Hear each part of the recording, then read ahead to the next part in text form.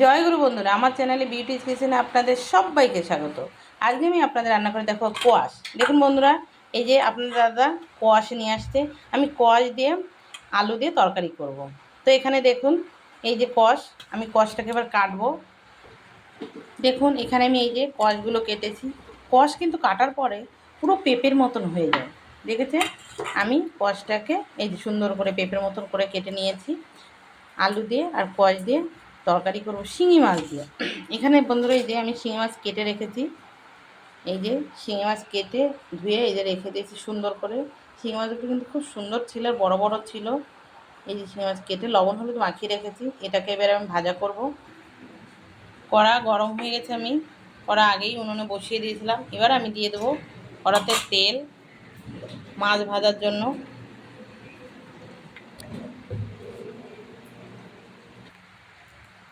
তেল গরম হয়ে গেছে, আমি লবণ হলুদ মাখা এবং মাছটাকে দিয়ে দেবো।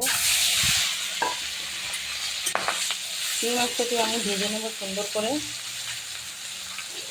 মাছগুলো কিন্তু সুন্দর, দেখুন একটু চড়া চড়া শিঙিগুলো ছিল। আমার মাছ ভাজা হয়ে গেছে, আমার মাছ ভাজা আমি নামিয়ে নেব।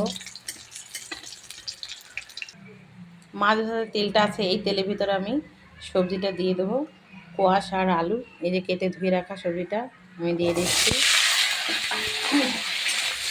এটা আমি নেড়ে চেড়ে আমি দিয়ে দেবো লবণ হলুদ।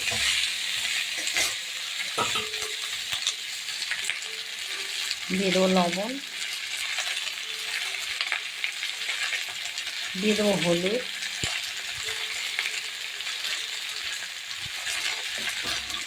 এই কোয়াশটা কিনে একদম পেঁপের মতো, পেঁপে আলুর তরকারির মতো।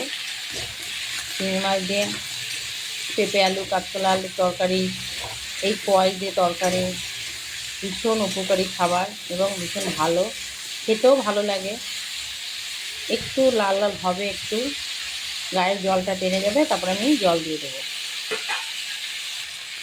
দেখুন কুয়াশার আলুটা কিন্তু একটু ভাজা ভাজা হয়ে গেছে। এবার আমি দিয়ে দেবো জল। সবজির গায়ের জল টেনে গেলে তারপরে জল দিলে তরকারিটা টেস্ট হয় খেতে। বেশি ঝোল দেবো না, যেহেতু কুয়াশটা জ্বলবে, জল বেরোবে, এতে জল টানবে না। আর এটা হালকা পাতলাই ঝোল হবে। তো দেখুন এবারে জাল হবে। দেখুন তরকারি কী সুন্দর টকবগে ফুটছে। আমি চিড়ে কাঁচা লঙ্কা দিয়ে দিচ্ছি।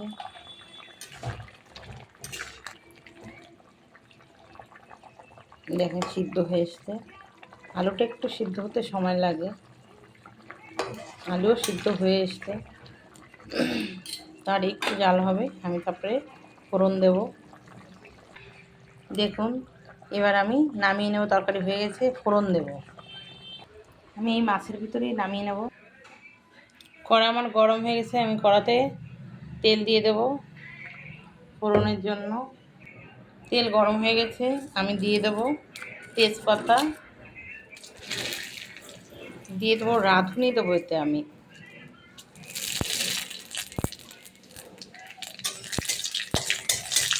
নেড়ে চেড়ে,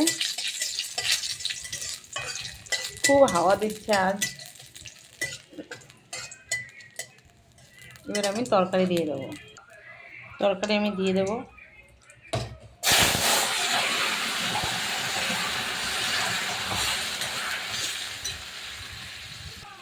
এবার আমি দিয়ে দেবো জিরে বাটা। আমি জিরে বেটে রেখেছি শিলে, জিরে বাটাটা দিয়ে দেবো। জিরে বাটা দিয়ে নেড়ে চেড়ে আমি একটু জাল হয়ে নামিয়ে নেব। আমি একটা দুটো আলু একটু ঘেটে দেবো, তাহলে তরকারিটা একটু গায়ে মাখা হবে। এতে আর কোনো মশলা না, শুধু জিরে বাটার কাঁচা লঙ্কা চেরা দিয়েই হয়। এটা ভীষণ উপকারী জিনিস, তাই এতে কোনো মশলা দিতে নেই। আমার তরকারি কিন্তু হয়েই গেছে। তরকারি হয়ে গেছে, এবার আমি নামিয়ে নেব। দেখুন বন্ধুরা, আমার কিন্তু হয়ে গেছে, তরকারি নামিয়েও নিয়েছি। দেখেছেন, কোয়াশ দিয়ে আলু দিয়ে আর শিঙি মাছ দিয়ে এভাবে কিন্তু তরকারি করে আপনারা একবার অতি অবশ্যই খেয়ে দেখবেন, খেতে কতটাই স্বাদ লাগে এবং ভীষণ উপকারী। তো আমার এই রেসিপিটা যদি ভালো লেগে থাকে তাহলে please please please like share comment করতে কিন্তু ভুল করবেন না, সাবস্ক্রাইবটা করে দেবেন। জয় গুরু।